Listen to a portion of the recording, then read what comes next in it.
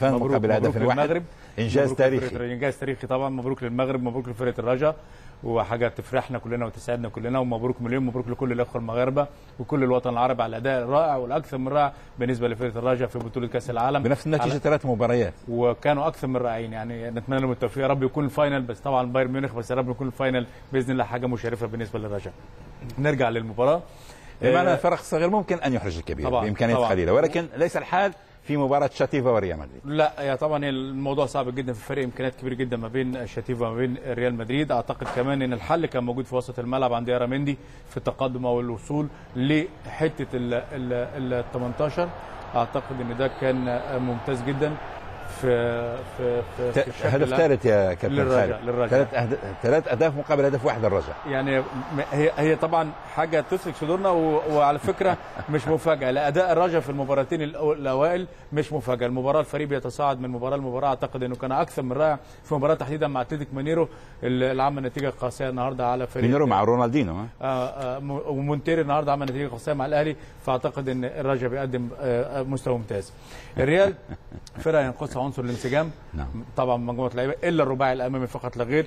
2 الوسط كان زي ما قلت هو الحل بالتقدم بتاع اراميندي.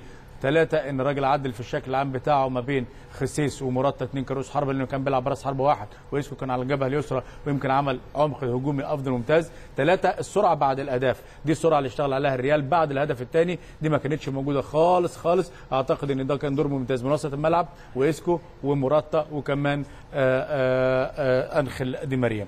الفريق شاتيفا للامانه كابتن خالد انا اقنعني نسبيا على المستوى التنظيم الدفاعي، كان ممتاز جدا برباعي الدفاع بيريز وبيبين وميندوز والكازار.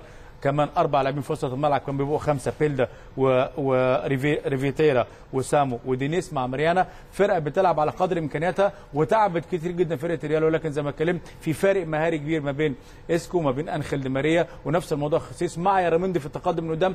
استغل بعض الاخطاء الفرديه هي اللي عملت الهدفين بالنسبه لفرقه ريال مدريد على حساب ده. طبعا الهدف التحرك بتاع ياراميندي حرك اكثر من رائع في ظل كثافه عدديه كبيره جدا وده كان 45 دقيقه بالنسبه لفرقه شاتيفا. بص التحرك بتاع ريميندي تحرك اكثر من رائع، حل وسط الملعب في ظل الرقابه المفروضه على اسكو وعلى دي ماريا وعلى خسيس وعلى مراتي، ولكن مرتب اعتقد ان ده كان احد الحلول اللي ريحت انشيلوتي وريحت كمان لعيبه الريال المدريد ودخلتهم في الجو اللقاء ودخلتهم كمان من التحرر والضغط اللي كان مفروض عليهم.